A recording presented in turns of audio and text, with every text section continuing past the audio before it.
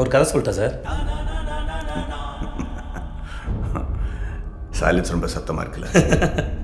நீ சிரிச்சா செம ஸ்மார்ட்டாக இருக்கு சார். ஆனால் முன்பல் இல்லாமல் நீ சிரிச்சா ரொம்ப கேவலமாக இருக்கும்.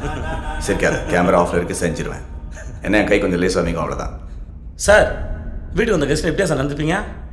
வேதானோ வயலன்ஸ் சார். எதுக்கு சார்ன்றானே? ஒரு கதை சொல்லிட்டு போகலான்னு வந்தேன் சார். சொந்த கதை சார். உன்ன மாதிரி ஆளுங்களுக்கெல்லாம் ஒரே கதை தானே. நான் கீழே இருந்தேன், தெருநாயாக இருந்தேன், இது செஞ்சு அது செஞ்சு பெரிய ஆள் ஆகிட்டேன், அந்த கதை தானே. ஐயோ எப்படி சார்? என் கண்ணிலே படம் பார்த்தியா சார்? உன்னை பற்றி ஒன்று சொல்லட்டா. இன்றைக்கே 10 கோடி ரூபா கொடுத்து இந்த தொழிலை விட்டுருனா காசு வேண்டான்னு போயிடுவேன். ஆனால் வீட்டுக்கு போய் இந்த காசு எங்கிட்ட எப்படி பிடுங்கலான்னு திட்டம் போடுவேன். அதுதான் நீ.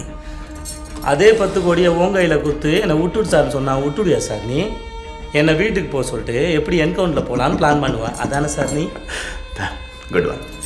ஆனால் எப்படி பார்த்தாலும் நீ நானும் ஒன்று தானே சார். ஏய், வால் இருக்கிறதுனால எலியும் பூனியும் ஒன்றாயிடுமாடா.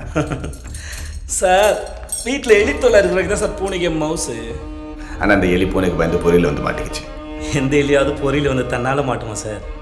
அது சரி, சாதாரண எலி அது. 16 கொலை பண்ண பெருச்சாலியாச்சு. நீ மட்டும் என்ன சாதாரண பூனையா சார்? 15 என்கவுண்டர் பண்ண போலீஸ் பூனையாச்சு. 18.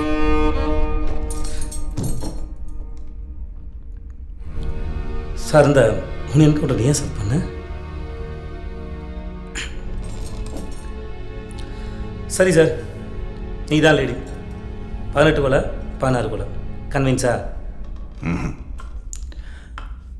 கிரிமினல், போலீஸ், நான் கோட்டுக்கு இந்த பக்கம், நீ அந்த பக்கம். சரி சார், ஒத்துக்கிறேன். நான் கெட்டவன் தான், நீ நல்லவன் தான். ஆனால் உன்னை நல்லவன் காட்டிக்கிறது என்னமோ ஒரு கெட்டவன் தேவையில்லை சார்.